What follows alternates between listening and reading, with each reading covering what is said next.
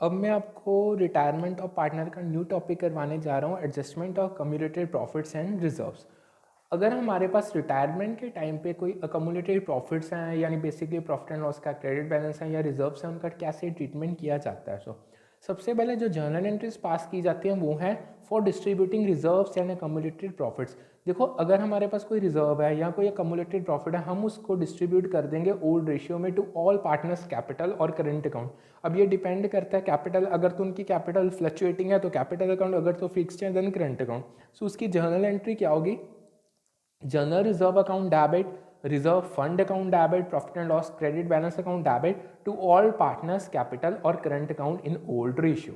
अब ये तो थे रिजर्व्स और प्रॉफिट्स, और अगर आपके पास कोई लॉस है उसकी आ जाएगी ऑल पार्टनर्स कैपिटल और current account debit to profit and loss account debit balance, यानी ओल्ड रेशियो में हम सभी पार्टनर्स को चार्ज कर देंगे।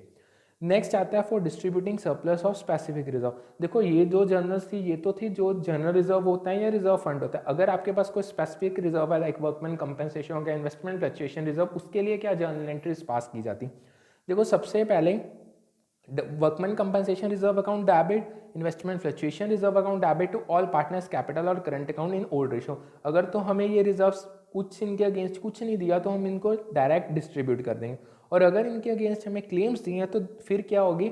अगर तो कोई क्लेम नहीं है तो यही जर्नल आ जाएगी, सारा का सारा रिजर्व डिस्ट्रीब्यूट हो जाएगा। और अगर क्लेम आ गया तो क्लेम के ऊपरला अमाउंट है जो यानी एक्सेस अमाउंट है, हम उसको ही सिर्फ कैपिटल अकाउंट में पार्टनर्स के क्रेडिट करेंगे।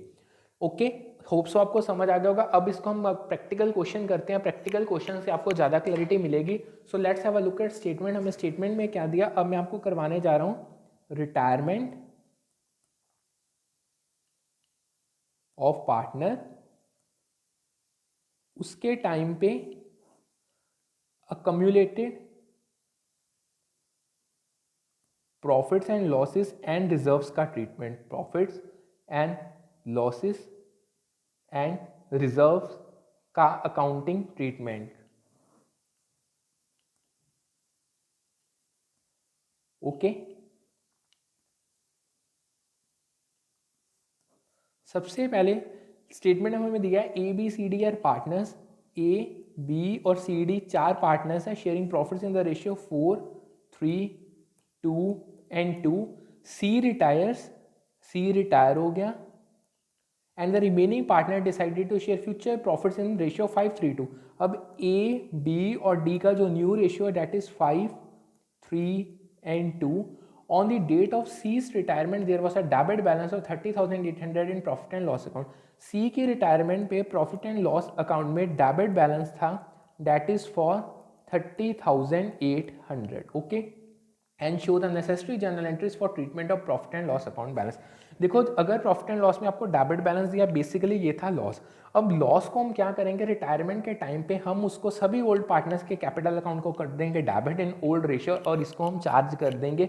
सो journal entry will be, journal it will be A's capital account debit, B's capital account debit, C's capital account debit, D's capital account debit to profit and loss account. 30,800 इसको हम old ratio में divide कर देंगे, वो है 4 + 3 7, 7 + 2 9, 9 + 2 11। सो 30,800 को हम 11 से करेंगे डिवाइड इंटू 2, यानी 5,600, 5,600। ओके, 30,800 डिवाइडेड बाई 11 इंटू 3 यानी 8,400।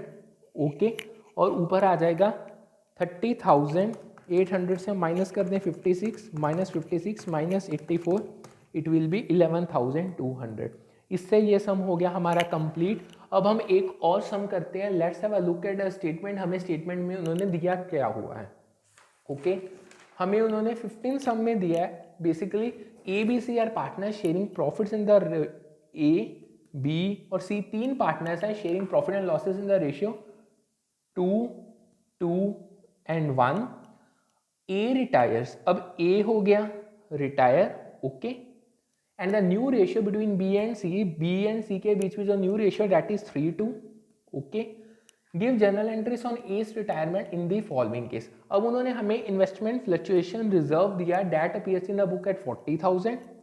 नेक्स्ट वो कह रहे हैं when investment market value, investment की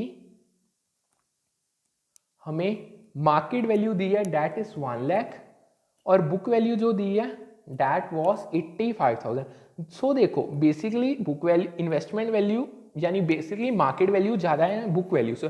सो पहले तो हम क्या करेंगे, आईएफआर का इसमें कोई काम नहीं है, आईएफआर को हम सभी पार्टनर्स के अकाउंट में ओल्ड रेशियो में क्रेडिट कर देंगे, फिर हम अपनी इन्वेस्टमेंट की वैल्यू को इंक्रीज करेंगे और एट द एंड रीवैल्यूएशन के प्रॉफिट को भी क्रेडिट कर देंगे।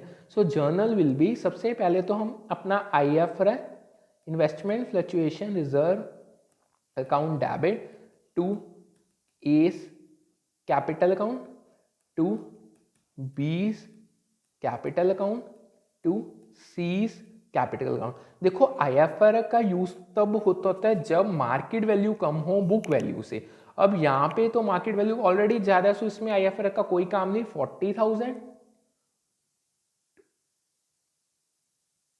अब old ratio 2 to 1, 2 + 2 + 1 it is 5, 40,000 divided 5 it will B 8,000 और 16 एंड 16,000। अब जो नेक्स्ट एंट्री है हम अपनी इन्वेस्टमेंट की वैल्यू को इंक्रीज करेंगे, that will be investment account debit to revaluation account, okay, that is for 15,000 का डिफरेंस है 15,000। अब एट द एंड हम क्या करेंगे, अब हम अपने जो रिवैल्यूएशन पे हमें क्रेडिट बैलेंस है उसको भी डिस्ट्रीब्यूट कर देंगे। So entry will B revaluation account debit 15,000 to